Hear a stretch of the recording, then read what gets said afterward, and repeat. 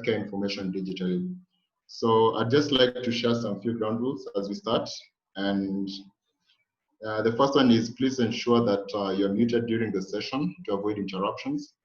And secondly, please note down your concerns and questions during the session. We're going to have two sessions, and the first one will be a topic on Health Amendment Bill 2020, and the second one being Mental Health Task Force report and recommendations. So after each of the sessions, we are going to be having the questions and dialogues. So finally, the webinar is being recorded, and later it will be shared on the YouTube platform. So I'd like to welcome my colleague, Dr. David Odhiambo, who will take you through the topics today. So over to you, Dr. David. Thank you so much, Hezron. It's a pleasure to be part of these discussions and to understand more about the health scenario, the health situation in the Kenyan landscape, and that is what we'll be getting into. So just to give an overview of what we'll be looking at today and in the subsequent health round of discussions, for everyone who is here, you can share any comments, any feedback that you have on your end on the chat box, any discussion items that you feel we need to look into as well. So as we start it off, health roundup, whenever we mention something about health as individuals, what comes to mind is a hospital setup, doctors, patients, and the medicines that ensure you get well after a particular disease state or a condition. So that is what we have about health. What if we told you that health is more than just having a hospital system where you can be treated when you're sick? Health starts from the point where you and as an individual can live a healthy life, can thrive in whatever it is that you're doing before you even get to the hospital. And beyond that, being healthy as an individual, being able to access the right quality of services from a qualified, competent, and empowered healthcare practitioner. That is a doctor, pharmacist, nutritionist, a mental health specialist, psychiatrist, that is. So you have that in place. And beyond that, you look at it in terms of how is the system enabled to be able to ensure you stay healthy rather than just having to wait for you to get to a point that you're sick to be given the care. So you stay healthy. That is a system enabling that, ensuring that you are healthy. And in case you get sick, you are able to get the intervention that you have in place. And just to go overboard, we have to look at these systems that are put in place by policies, frameworks, laws, and even different reports that are being approved and brought forth to us as individuals, as citizens, that will be guiding how we do all these. And then for the people who are looking at health as a business aspect of it, how do you relate with the different policies, the different structures, frameworks that are put in place, influences how you are able to offer quality healthcare services to the public who need those services. And beyond that, how do you ensure that as an individual, you're playing a role that will ensure people stay healthy? So that is some of the things that we feel like these are discussions that never happen in the normal landscape. And these are the discussions that we need to have, because without health, there's no wealth, and there's no point of being in a state that you're ever in and out of hospitals, or you're in a pathetic state and even the hospitals are not able to cater for your needs. So this is a discussion that we realize is very timely, and it's time that we start it off as citizens, as individuals who feel like there is a need to address the problems that we have, the situations in the healthcare landscape. Then beyond addressing them and understanding what lies behind it, then we move to a point of taking action. So as we're starting the session, the first bill, it will be in two sessions, two components as mentioned by Hezron. The Health Amendment Bill. I don't know if you guys have an idea that there is a Health Amendment Bill, but as we are going to get into that, I have a survey, a poll that is going to start as of, and in that poll, we'll be asking you to share your insights. So Hezron, maybe you could share the poll first.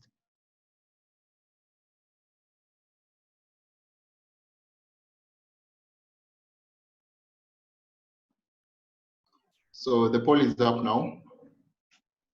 Yes, so we'd ask you to read, check it, mark the different components. The first question is, have you heard about the Health Law Amendment Bill 2020?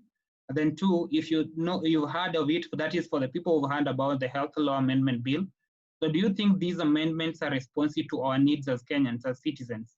So maybe you could give us your feedback on that poll before we start on the section that we are going into.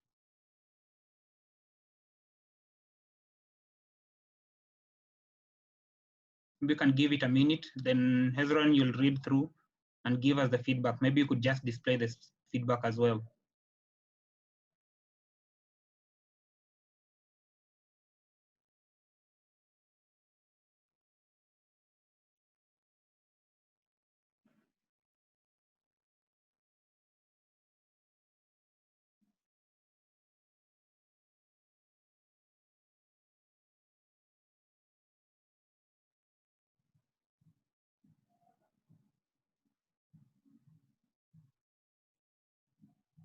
Hezron, can you give us an insight on the polls?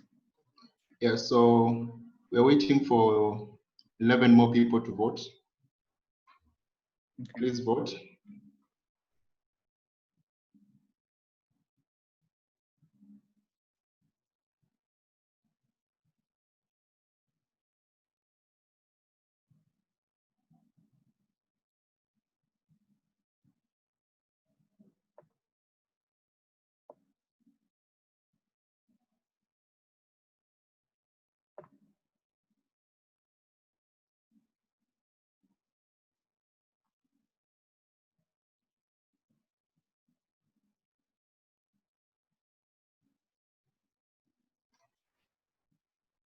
Yes, Hezron, you can share the feedback with us now. Okay, just sharing in a few.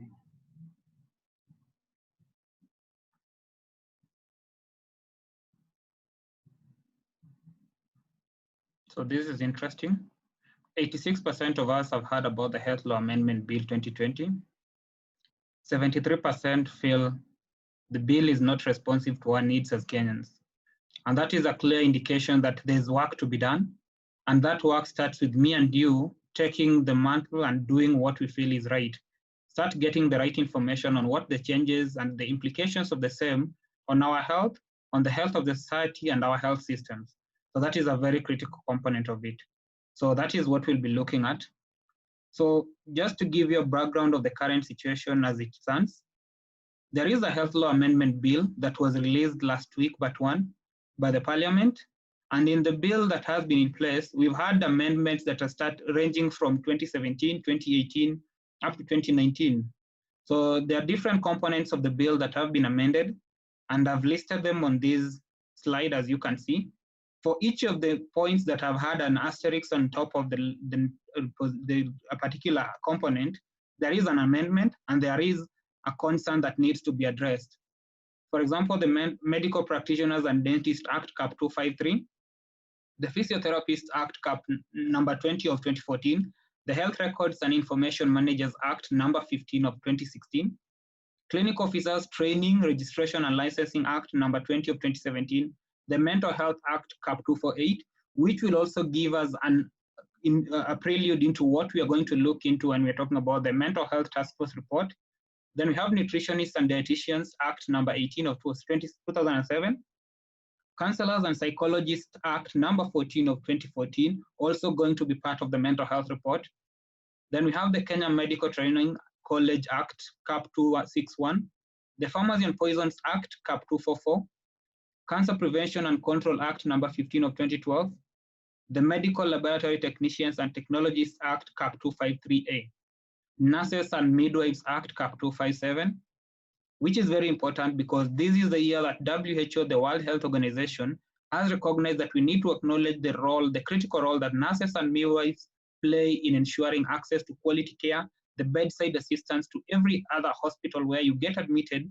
They'll always be there to take care of you. So how do we bring them to this discussion and ensure they contribute and drive policies that will ensure you have the best quality of healthcare? The National Hospital Insurance Fund Act, that's Cap 253. Then the Health Act 2017, number 21 of 2017. And this is the genesis of the Health Laws Amendment that started, that is 2017. Then we have the Tobacco Control Act 2007, number 4 of 2007. So the major amendments that we've realized that are coming up from the parliament in this Health Laws Amendment Bill 2020, major critical component is the composition of the different boards. You realize that boards, from all the amended sections that we have highlighted, there are different boards that are in place that govern the direction where these kind of boards have to perform. For example, the Pharmacy and Poisons Act, regulation of medical products, services and practice of pharmacists and pharmaceutical technologists, and even regulation of medicines and medical products in the country. We have the Cancer Prevention and Control Act. This looks at in terms of the research behind the epidemiology of cancers, the prevalence rate, the management protocols that are in place to ensure that optimal care is given, the challenges that are affecting people suffering from cancer, and how they can get better quality services. We have the Medical Practitioners and Dentists Act that governs the practice of medical doctors, dentists, and the specialists in the different areas, the Physiotherapists Act. So this composition of the different boards as it presents itself at the current situation with the amendments in place moves the board to be, one, to be chaired by an appointee of the president. That's one of the things.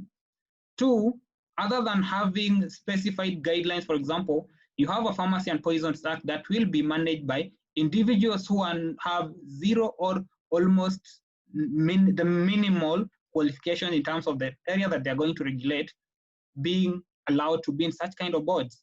What are the implications of these? These are going to have political appointees will come into place, and those will be some of the concerns that we'll highlight. Beyond that, how do you give guidance and regulatory frameworks that will be ensuring we have a reformed and a transformed board or council in a particular health sector that affects the lives of 49 million Kenyans, when you don't even understand the details behind what you're supposed to be doing? Then another component that is existing was the modernization of sections of law. In terms of modernizing the different laws, the amendments catered for movement from ministries to now we have cabinet secretaries and such kind of adjustments. Then following 2017 elections, the President Honorable Uhuru Kenyatta came up with the Big Four agenda. And under the Big Four agenda, there was the universal healthcare coverage. And we realized that most of the Kenyan citizens are not able to access healthcare services because of the cost that is involved.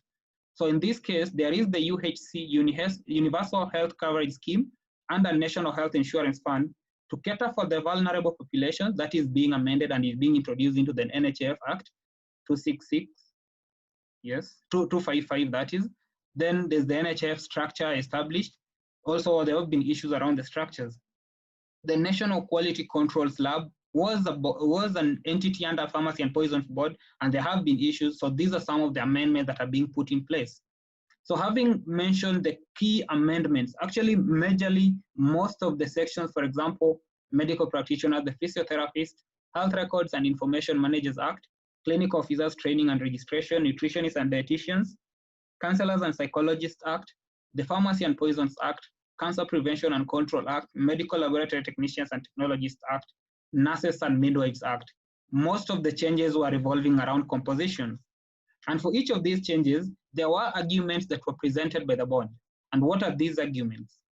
One, it was to remove inherent anomalies in appointments involving direct and indirect interests that bedevil opaque nomination processes. In this kind of a criteria, the measures that were being put in place was the government felt there is the involvement of association. For example, we have the Kenya Medical Association, KMA, the Pharmaceutical Society of Kenya for Pharmacists, Kenya National Union of Nurses for Nurses, and all these associations representing their members who are medical practitioners in the healthcare sector were given the specification that they could nominate individuals to these boards to ensure that there's transformative involvement in terms of policies which are responding to the needs of citizens who are being served by the professionals within these associations and societies. So those are anomalies that were being removed from the board. Then another, according to the argument that the parliamentarians gave, then there's removing unnecessary criteria spelled out in the Act. When we look at the unnecessary criteria that is spelled out in the Act, the provision was in different components of the board, an individual who was going to be allowed to be a member of a board or a council had to have a standard set of criteria. For example, being a pharmacist, I'm more involved in the Pharmacy and Poisons Act and the board. So there were individuals who had to be either a pharmacist or a pharmaceutical technologist who was in good standing, that is according to Section 6 of the Kenyan Constitution, Chapter 6 on integrity. They are qualified, they've been good standing with the association that they've been working with. So this is someone who could be looked up to make the right guidance and had the necessary qualifications to guide the association towards achieving its goal.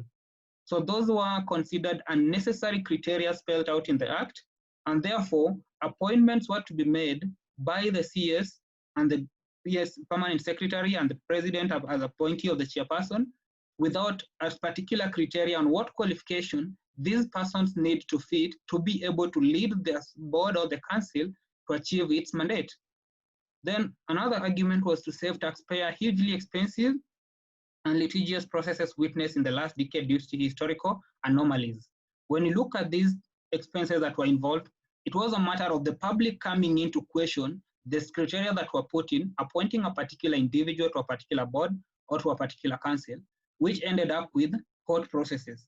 If this is the case, it was because there were concerns that these individual citizens had in terms of whether the individuals meet the criteria, which was clearly spelled out initially, but now they will not be spelled out. So it means we are saving taxpayers' money by not having court processes, which is a judicial and a just act and right of the citizens to ask for in terms of and violation of such kind of provisions, the rights and freedoms. However, it's going to be removed because there is no set criteria, so you don't have a basis to do that. In the Cancer Control and Prevention Act, associations were being removed from running and management of boards. As we all can acknowledge, cancer and among other non-communicable diseases have become a thorn in our flesh, and every other time we have people dying of cancer. Associations, for example, the Kenya Network of Cancer Organization, Cancer Association of Kenya, Breast Cancer Association of Kenya, these are associations that represent individuals who are suffering from these medical conditions. So they understand their plea, they understand the challenges they have, and even at times you find they are linked to the medical practitioners who support these individuals in ensuring they have access to the quality care they need. However, these associations who are being denied the chance to represent their interest and have an individual who can speak for the concerns they have as individuals in the boards. If this is removed, then it means there isn't clear criteria or indication on what challenges face this group of people. How are their interests going to be met when they're not part of the process where their concerns can be addressed? Then another thing in terms of the membership, the registered medical practitioner with experience was spelled out in the Act. Initially, that was the Cancer Prevention and Control Act. However, this is being removed at this point, and there's no clear criteria on who can chair that board. And if that medical practitioner, who, as per the initial provisions, had to be an experienced individual who has an understanding of the cancer care, the cancer protocols, and has involvement with the different cancer organizations, cancer management plans that will ensure patients receive the best quality of care. They're not being there, then it means we might end up having someone who might be a political appointee at some point, who is not going to deliver or might not even have an understanding on the plea of the cancer patients because they've never dealt with them at the first place. So how does this translate to the future of healthcare? That is a question that we need to ask ourselves. So these are the key concerns. The arguments are subjective one. We don't look at it in terms of what are the laws supposed to put in place. We have a board, we have a council in place, we have a component and arm of the government established under the laws. Their responsibility is to look out for the health of me as a Kenyan, your health as a Kenyan, and to ensure that our health systems are responsive and able to keep you healthy, respond to your needs when you're sick, and ensure we have a robust health system that in case of any anomalies, it will attend to it. However, in this case, we are looking at the subjective component of who are the people who are going to be in these boards. We are looking at the subjective concern on saving taxpayers' money. Yes, it's good to save taxpayers' money, but are we saving it by avoiding to do the right thing? Or are we saving it by looking out for the well-being of the very Kenyans who need these services? Those are very critical questions. Those are very critical concerns that we need to look into. And that is why we need to be involved in the law processes in the country, the policies and all that. Then the board council or council compositions, they're going to be ambiguous in this criteria. There's no specific standards of who can be in a particular board, who can lead it, for example, the chairperson and all. Initially, there were criteria that were put in place. You had to be a medical practitioner, you had to be a nurse, you had to be a clinic officer, you had to be a medical doctor with a particular level of experience and practice within the sector. These are now being eliminated. if they are eliminated in the current provisions and the law passes in the parliament, then what it means is you'll be having the Kenya Medical Practitioners and Dentist Board headed by a non-medical practitioner or somebody with zero background on health. How do they guide the practice of doctors who are in that space? How do they guide the practice, the delivery of healthcare services in a country where they've never had involvement in the healthcare space other than being sick or having a relative who has been sick? Those are critical concerns that we need to look into, and that is why we need to have an active role. Then we have the professional qualification, the previous positions. These were able to give people vision and direction in terms of what are the advances that are happening in the healthcare space. I could mention in my area of practice, now we have issues on clinical trials that have been brought up on COVID-19, people having issues. If there was a pharmacist who understands this kind of, there is a pharmacist who understands these kind of provisions, they can set clear guidance on where do we need to be. There are concerns on clinical trials, but it means we need to put in place structures that will ensure these products that are tried on our patients are safe, they are effective, and at the end of the day, they'll give us credible and reliable information to guide treatment of patients. Because it's not like our patients who are suffering from COVID-19 don't need the care, they need it. But if someone doesn't understand the protocols and the technical components of this kind of process, they will not give that direction and guidance. So how do we achieve this if the boards are constituted of individuals who have almost zero background in these kind of issues? So those are some of the things that we also need to look into. Then associations, as I mentioned, they represent need groups and people who are affected by certain medical concerns. Therefore, these people have to have a stake in terms of how the different boards that regulate the access to care, that take care of their needs in terms of their disease states and all that, are represented. If they're not represented, then how do we ensure that they get the quality care? How do we ensure that the board has a stake in terms of understanding what really affects their care? So those are very critical things that we need to look into. And those are the concerns that we have raised in this particular session. And I hope these make sense to some of you who are in this session, and it makes you feel like you need to act and you need to know what are the challenges that we have in the healthcare space. So that marks the end of session 1. We have the poll, the second poll has, you can populate it, and then any questions that are there, we can address them before we move to the next one. Thank you.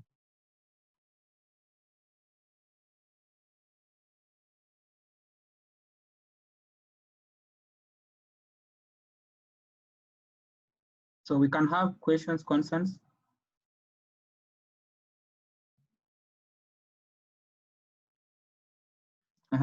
There is a question, I think, yes, from Emmanuel Enduso. There are a number of professionals in the health space who are unregulated.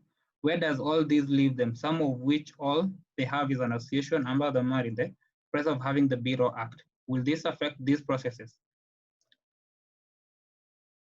So Emmanuel Enduso, if you have an example of such an profession, maybe we could have some of them, because I realize there is a bill that is coming on Kenya emergency medical practitioners and technicians, so that's as well in the process. But not taking a role and looking at how these will impact quality of care, we might not be able to respond to it. And for those who don't have a board or a regulatory structure in place, they have not been attacked or affected in the current amendment because they don't exist. The current existing provisions and regulated associations are the ones that are being affected. So they might not be affected, but the question is, how do they practice without regulation? So that is where the subjectivity of the current matters are going to affect each and every Kenyan citizen who needs access to services offered by these professionals, and then those are going to affect the quality of care that people can access and even the practice of these individuals who are doing their service, offering services with the good intentions to the public. Psychologists and counselors regulated by a board, yes, they, according to the provisions, just a moment. As I mentioned, there is the Counselors and Psychologists Act. There is a council that they mentioned it's supposed to be established, and actually there is a mental health board under the CAP 248 or something. Let me just confirm that.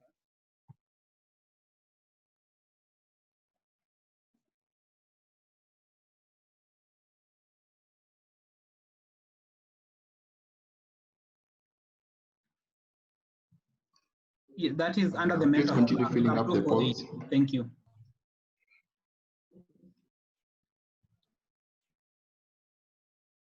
There's no board, but under the Mental Health Act Cap 248, they've said there is a mental health board that is supposed to be in place. So those are issues that need to be addressed. If we are not part of the discussion, then at the end of the day, we are losing out because there are no structures that are guiding how we are going to achieve our mandate. Now that we've understood the amendment and the effects on the healthcare system, what can we do about it? Thank you so much, Stacy. So we know that the amendments are happening, amendments are in place, but as a parliament, most of the times we never take an active role and get involved in understanding what these implications are.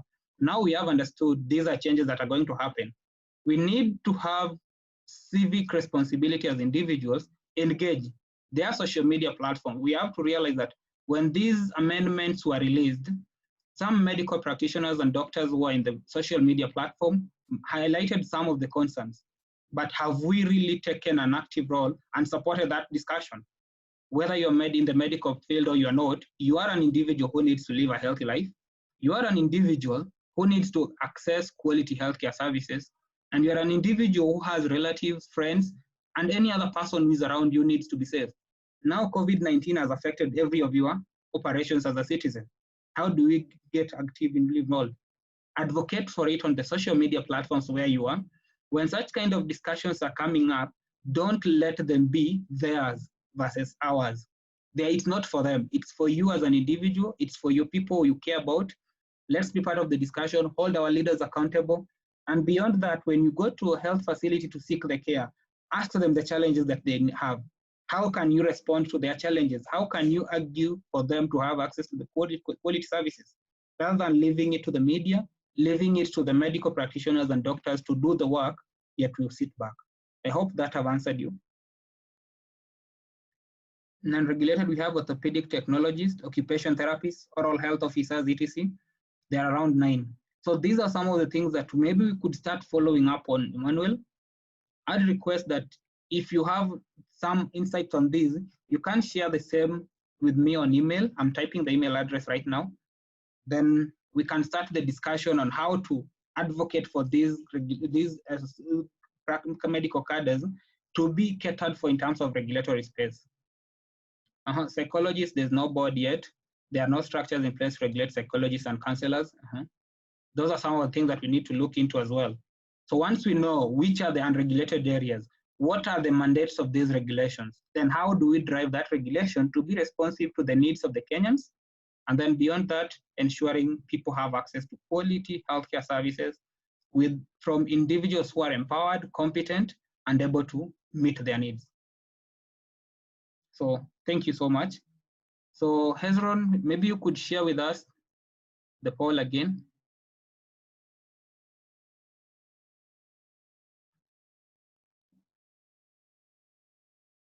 Thank you for that. So as we move to the next part, hosts, have you heard about the mental health task force report? Perfect. 83% of us have heard of it, 17 have not. Report captures our needs as citizens, 17% yes, to 38% no, partly 46%. Then assuming you could influence policy decisions, could you take it up? 75 are willing to take up the task, 4% no, 21% maybe. Thank you for that feedback, because now that gives us a clear guide on how do we need to respond to the current situation. So I believe we have psychologists, counselors in the house as well. So once we go through the provisions that are here, I'd ask you to give us your insights, maybe a minute each if Hezron time will allow. So to give an overview on the background of what we started with, in 2016, there was a Kenyan mental health policy that was launched. Kenya Mental Health Policy 2015 to 2013 was released. And this is a process that started in 2014 towards the end. Then on 21st, 22nd November 2020, there was the inaugural mental health conference hosted by the Ministry of Health at KICC. And there's a task force that was to be established under the directive of the president. Then at the same time, the president acknowledged that mental health was a problem in the country and there was need to establish measures to respond to that need. Then on 7th July, that was last week on Tuesday, the Mental Health Task Force report was launched. So that is the background of what we are looking at. And just to give some more insight on the current background of this, the president acknowledged that mental health is a problem in the country because the social harm that it had caused. Drug and drug abuse is a common state thing. Homicides, suicide cases, they have been on the rise, and we have acknowledged them as a society. And unless we take action and respond to these, we are going to be losing out on the battle against some of these conditions. So how do we respond to it? We have to look at it in a 360 angle from what is the genesis. There is an increase in the mental health situation conditions that we're having, mental health cases, and mostly we acknowledge them because of the social impacts of these diseases on our health, how they affect the people we love, the people we care about. And then we ask ourselves, is there a way that we can prevent it? Because when we look at health, we look at the health preventive, promotion, curative, rehabilitative, and palliative aspect of it. From preventing you from being sick, taking care of you when you are sick, and beyond that, if you're not able to be cured of that disease, how do we give you support towards having a better livelihood as an individual? So after that, the task force established, did a survey on their work and did a report, and that report was presented on Tuesday. So these were the key recommendations of the task force. One, as we are going to read the recommendations and look at them, some of them that we felt had concerns, we had as asterisks on them: setting up a mental wellness and happiness commission to monitor the state of mental health and happiness among Kenyans. Then declare mental illness a national emergency of epidemic proportions, carry out a national mental health survey, fast track the creation of Madari Teaching and Referral Hospital as a semi-autonomous government agency for specialized referral services, teaching, and research in mental health. Implement a multi-sectoral approach to mental health challenges similar to that adopted in 1999 against HIV/AIDS. Provide adequate financing for mental health in line with international best practices. That is 150 Kenya shillings per capita per annum per individual, that is. Regulate and license all institutions offering healthcare, including rehabilitation centers, through the Kenya Medical Practitioners and Dentists Council. Remember, the board is now being regulated by, if the bill passes, will be people who have zero involvement or minimal involvement. There's no clear criteria on who should be governing the board and the council. Amend or repeal specified legal provisions that offend the Constitution and Acts of Parliament. Gazette the second week of October as the National Mental Health Awareness Week in Kenya. A reminder, 10th of October is the Mental Health Awareness Day globally. Develop mental health literacy materials for use across all sectors as a means of dealing with stigma and discrimination. Stigma and discrimination is a key derailing factor when it comes to mental health. Then support the Senate initiative on the Mental Health Amendment Bill 2018, subject to a number of proposed amendments. Then involve carers and users of mental health services at all levels of legal and policy development, involving carers and users of mental health services. When you look at that, involvement of associations is being repealed from the mental health bill that we just discussed. Then we decentralize mental health services to the primary healthcare level, train, recruit mental health professionals to bridge the gap in human resources per population ratio. Then on COVID-19 pandemic, implementation of these recommendations will be an important strategy in COVID-19 pandemic response and long-term recovery. So that is the scope of the recommendations that were given by the task force. So these are the concerns that we have. We acknowledge that mental health, when you look at it, there are different mental health conditions. We have the behavioral, we have there are different components of it. Actually, we had the anxiety, we have behavioral components of the mental health. We have the psychosomatic, and there are a number of other categories of mental health concerns that we have. And when we look at them, the medical that might not have to be managed from the social component, the social drivers of it are more, the social drivers and social determinants influencing access to healthcare services are more than the ones that are inherent in terms of autism, that is autosomal. You're born with it and it happens to you. It's not something that you choose. We have cerebral palsy, complications of delivery. So those kind of conditions which might be happening, and those are things beyond our control, and these people need access to care. Depressive episode, those are the how mood related. That is what I was looking, the mood related kind of conditions. How do we influence them? What are the contributing factors, the social determinants and all? So as per the recommendation of the task force, some of the concerns that we had, as a recommendation, the task force requests the calls of the government to do a national mental health survey. It's been 7 months since the establishment of the task force to this date. 7 months, they did a recommendation, they did a report. Didn't they do a survey? And what is the impact of this survey if the report is already there and we really need to go back to do a survey again? Is it not like the government is playing in circles with us, or the individuals who are mandated to do the job didn't do the work? Those are concerns that we need to ask.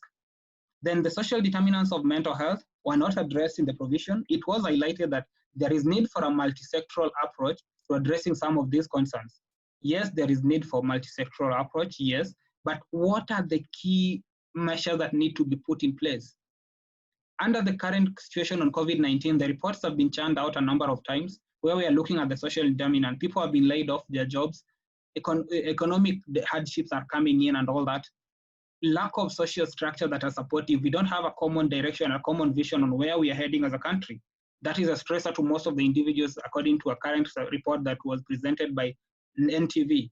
So how are we going to move from an aspect of talking about multi-sectoral without giving clear indicators?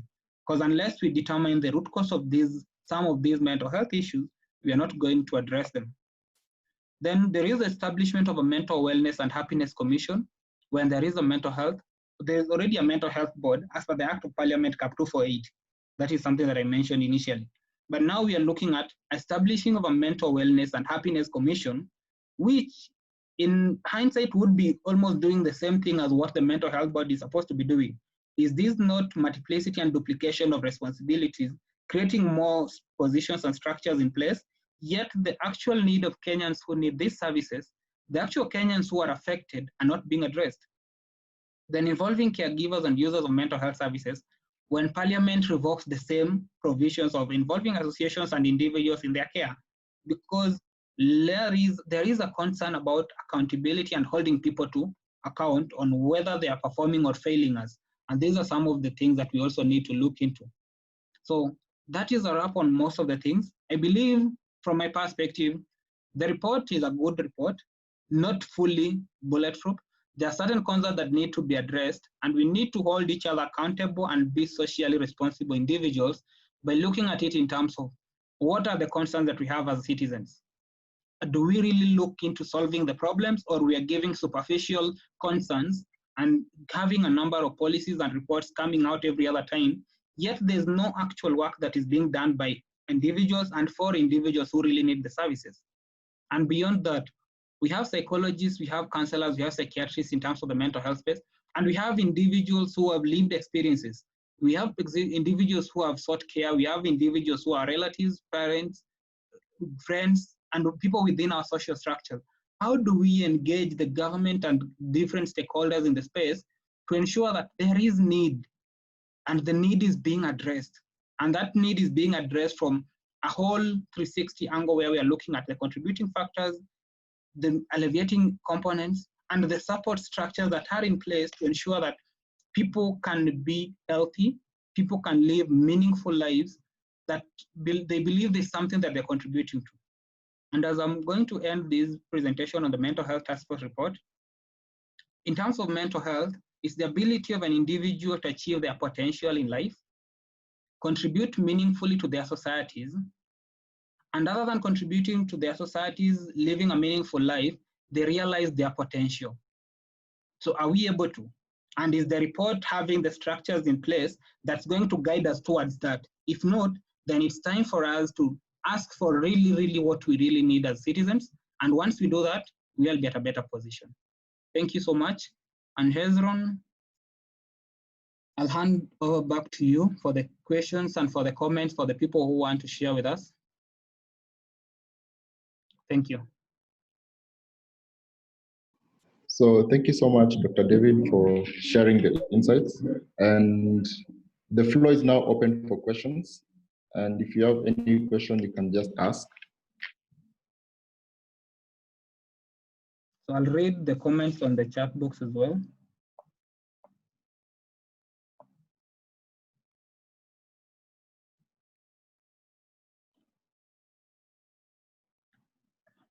KCPA is not the only body that now allow room to bring all bodies formed in place, then they agree on regulations and acts that control the board. That from Dr. Ali Sanika. Are the dates correct? Which dates, Florence? Maybe you could highlight.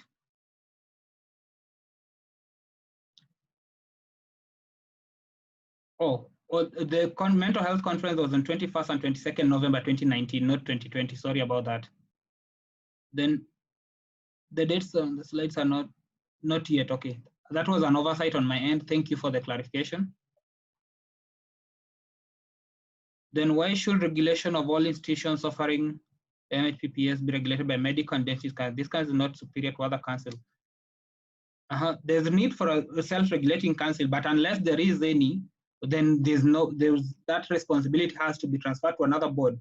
And that is why, as citizens, Teresa, I feel we need to be part of these discussions and look at what are the bedeviling structures that are in place that are making our structure, our policies and regulations not responsive.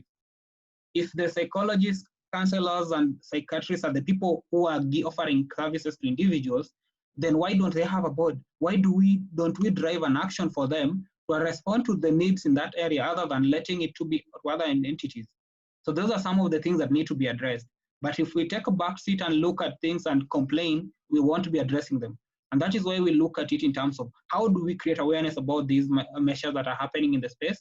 How do we call on you as an individual to join the discussion and take action towards ensuring we have such kind of councils, such kind of regulatory bodies that will ensure that the needs of the common Kenyan who needs the medical services, the needs of the professional who needs to ensure that they give the perfect quality of care, the needs of that individual who wants to invest in healthcare services to ensure individuals can get quality healthcare services, will be able to do it under the right policies, governance structures, and laws that are in place to respond to them. So those are some of the things that we need to look into. How much were the psychotherapists involved? That is a question that we also need to ask, because the report has been released there in the annex, that is annex number 1, page 74. They were talking about engaging different stakeholders, psychologists, counselors, psychotherapists. Were you involved? If you are not, then what is the structure that enables you to be involved in the subsequent one? And how do we engage the government and these different task forces to ensure that we respond to the needs of the Kenyans? Given a room to choose, option to choose who regulates them if they still don't have a council. I won't say there is room, you are given an option. If there is no council and these are mental health issues, then we need to move from it in terms of there is a mental health board that is in place under the CAP that I just mentioned, 248. So in that CAP, what are the mandates of that council or that board? Once we know the mandate of that board, then we look at it in terms of who are the people who offer these services and how do we engage them. So if that is done, then there will be progress that is being made by individuals and for themselves and for the well-being of the country. So that is the overall scope of what we need to look at. Unless there's any question. Any question, any concern? Anybody wants to chip in and contribute?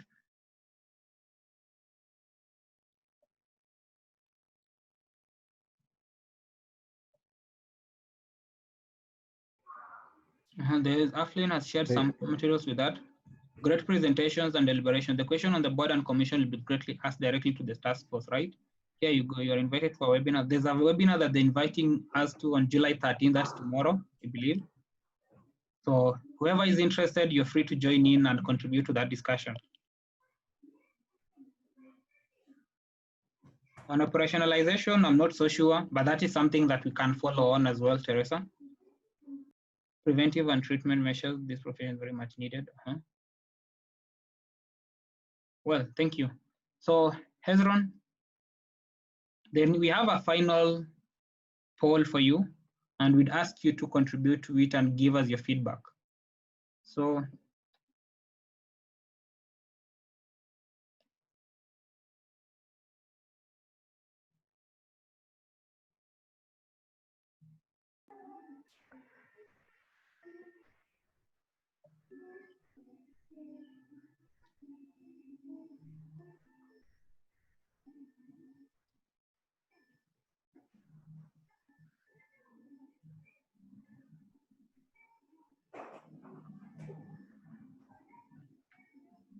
Yes.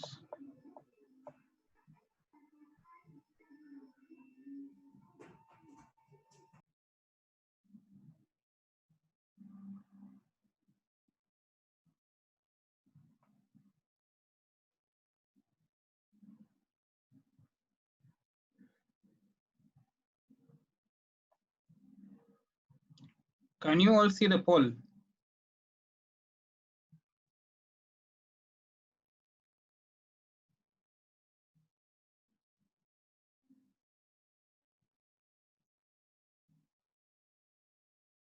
Hello?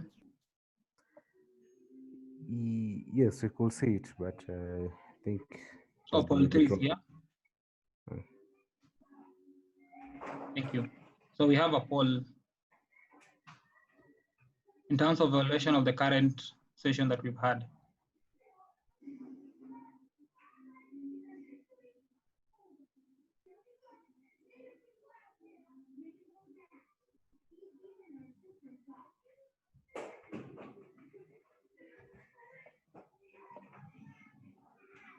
Hello? Yes. Hello. Hello? Can you see the poll? Yeah, we can see it, David. Yeah, we can see it. Perfect. Thank you so much.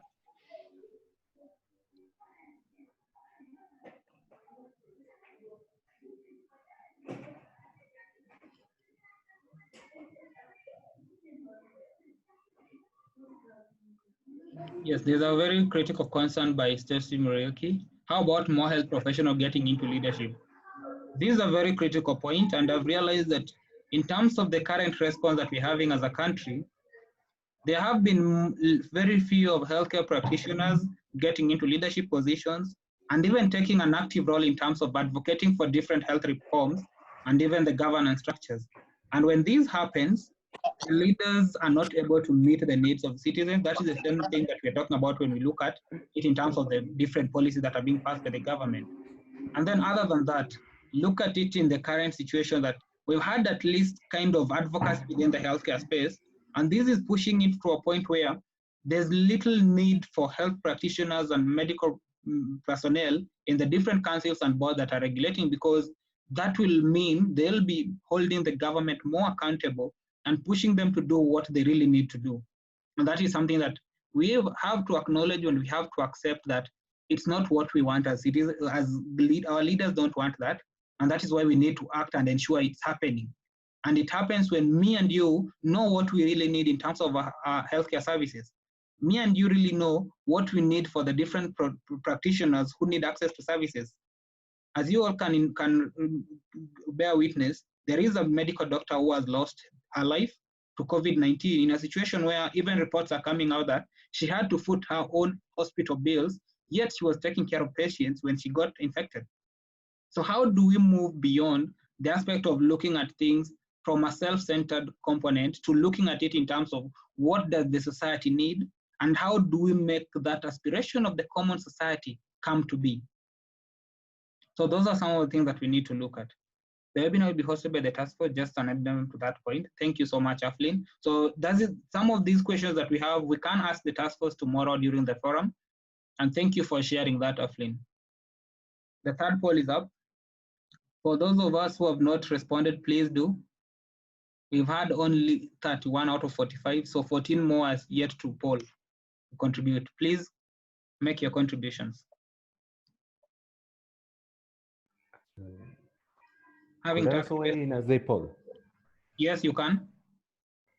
Yeah, so I would just like to say, responding to Tracy's question about health professionals getting into leadership positions.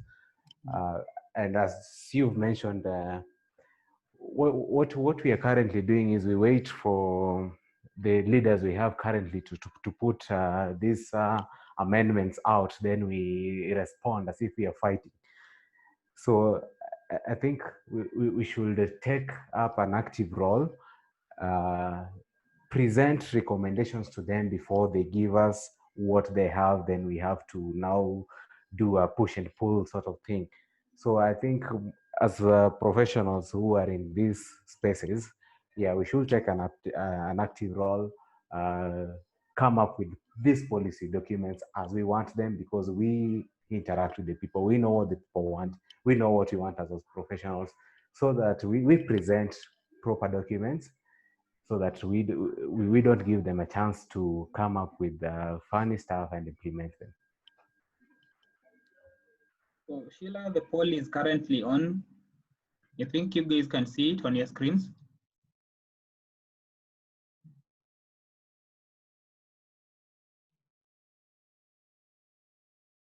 There's a suggestion that we need another forum and discuss more on the Health Act.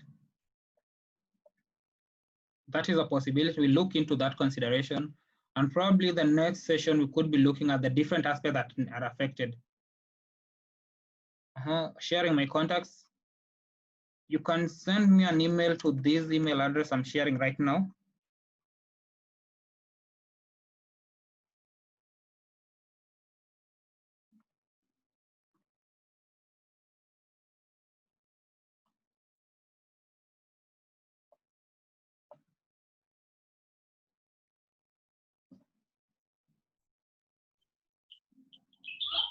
Hello. Hello. Mwanamis Mwalonya. Yes, Mwanamisi. From Voi, Taita Taveta County. Yes. I came in a bit late. I was requesting for the slides, if possible, be sent through the WhatsApp, so that I can go through them again. My request is, whoever wants to have access to the PowerPoint presentation, please just send a request to the email that I've shared, then I'll send it to all of you after this, because there wasn't a particular communication line that we used, or I could use the email address you're registered with.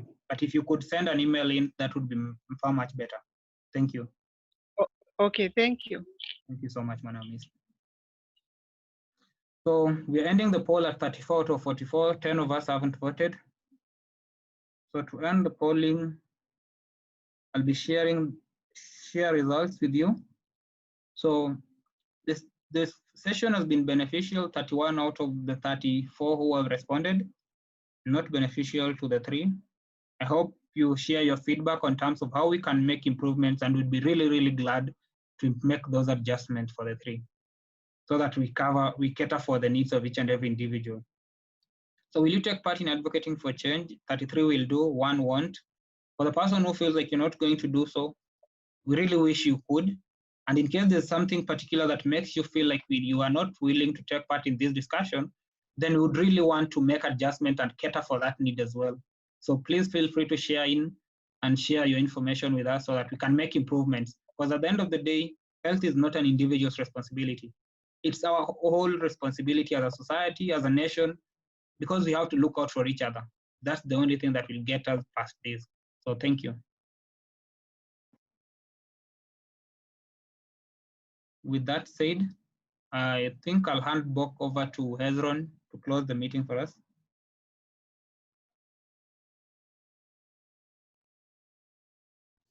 So thank you so much, Dr. David. We've had a great session, and for all the people who have contributed.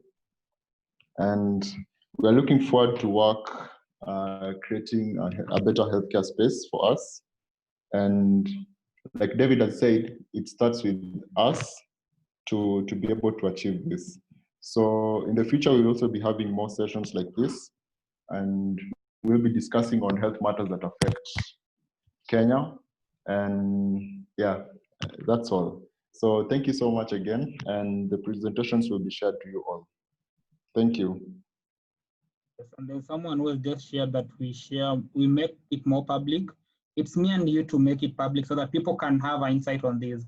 So I'd request that whoever is here, you feel like you benefited, and some more people need to get to know about what we do and what we can make a difference in our healthcare space, then please share the links with others.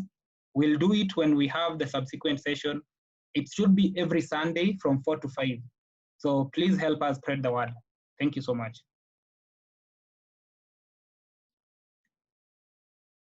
So that marks the end of our session. Thank you for being part of the discussion.